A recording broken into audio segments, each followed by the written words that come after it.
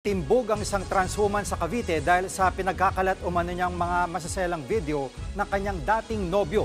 Hugot ng biktima sa kanyang ex. Sawang-sawa na ito sa kanyang ex. Nasa frontline ng balitang yan si Brian Castillo.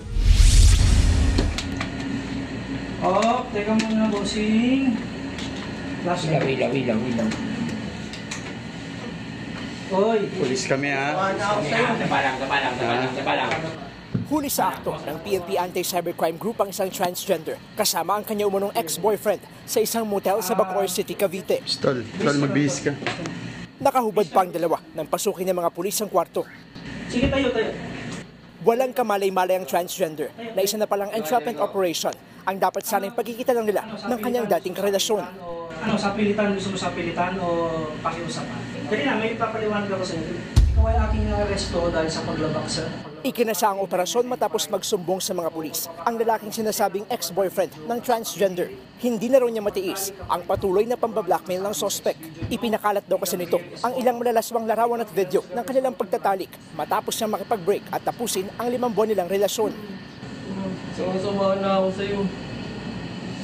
Ilang beses na ako nakikiusap sa'yo na sigilan mo na yung pagsasend ng mga video pagkakalat.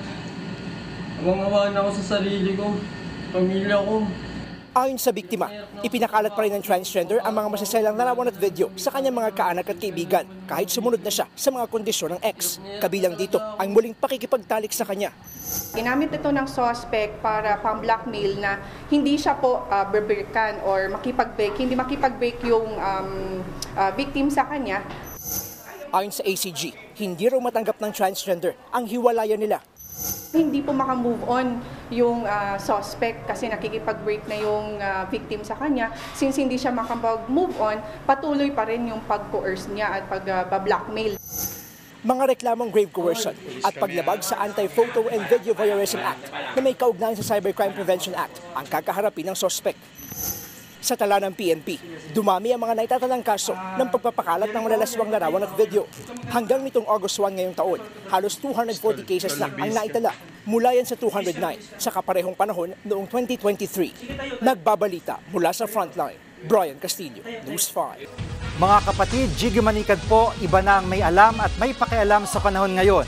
Para sa konkreto, kumpleto at komprehensibong balitaan sa Frontline, mag-follow at mag-subscribe sa social media pages ng News 5.